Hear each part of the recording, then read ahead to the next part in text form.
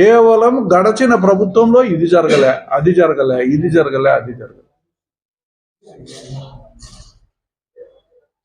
ఎక్కడ నీ super six లేకుంటే మీరు ఇచ్చిన హామీల పైన ప్రశ్నలు వస్తాయి, వాటికి సమాధానాలు చెప్పాల్సి వస్తుందనే ఒక ఆలోచనతో ఈరోజు కేవలం బురద జల్లే కార్యక్రమానికి శ్రీకారం చుట్టినారు.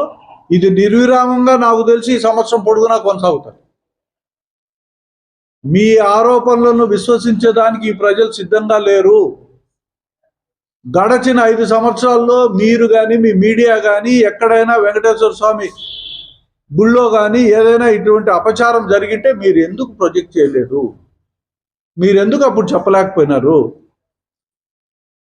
ఈ రోజే ఎందుకు కేవలం బురద జల్లే దానికోసం ఈ కార్యక్రమాలు తీసుకున్నారు?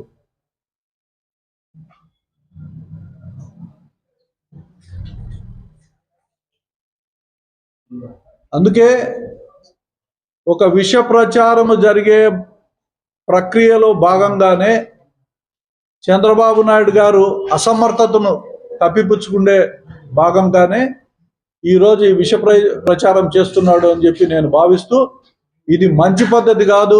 ఈ కూటమి ప్రభుత్వానికి హిందువుల మనోభావాలను దెబ్బతీసే విధంగా మీరు ప్రవర్తించడం దురదృష్టకరం. దీనికి క్షమాపణ చెప్పాలా? వైఎస్ఆర్సిపి దీనిపైన న్యాయ పోరాటం చేసేదానికి సంసిద్ధంగా ఉంది. తప్పకుండా న్యాయ పోరాటం చేస్తాము. ఇది ప్రజలకు పూర్తి స్థాయిలో వివరించే దానికోసం వైఎస్ఆర్సిపి క్యాడర్ అంతా కూడా సిద్ధంగా ఉందని చెప్పి ఈ సందర్భంగా తెలియజేస్తాం. నియమిస్తాం. ముఖ్యమంత్రి ఏమన్నా నెయ్యి సరఫరా చేసే విభాగంలో ఉన్నాడా? ఆ నెయ్యి సరఫరా చేసే విభాగంలో మీరున్నారు. మీ హెరిటేజ్ ఉంది. ముఖ్యమంత్రిగా జగన్మోహన్ రెడ్డి గారు ఏ రోజన్నా 1 కేజీ నెయ్యి ఏమన్నా తిరుమలకి ఇచ్చినాడా? ఆయనకేమన్నా అటువంటి వ్యాపారం ఉందా? ఆయనకు అవసరమా దీనికి కుట్ర పన్నాల్సినంత అవసరం? ఇవన్నీ కలపాల్సిన అవసరం ఏమన్నా ఉందా జగన్మోహన్ రెడ్డి గారికి? ఎవరో వస్తారు, టెండర్లు పిలుస్తారు. టెండర్లు పిలిచినప్పుడు ఆటోమేటిక్గా ఎవరికో ఎవరికి ఇస్తారు. దానికి క్వాలిటీ కంట్రోల్ విభాగాలు ఉంటాయి. వాళ్ళందరూ టెస్టులు చేస్తారు, అవన్నీ తీసుకుంటారు.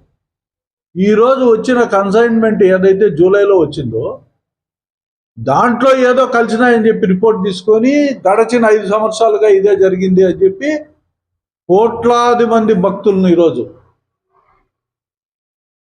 ఈ దేవుడి పైన విశ్వాసం కోల్పోయేటట్లు, అక్కడున్న యంత్రాంగం పైన విశ్వాసం కోల్పోయేటట్లు మీరు ప్రచారానికి దిగినారంటే ఇంతకంటే నీచమైన సంస్కృతి ఇంకోటి ఉండదు అని చెప్పి కూడా ఈ సందర్భంగా చేతనైతే బాగు చేయండి.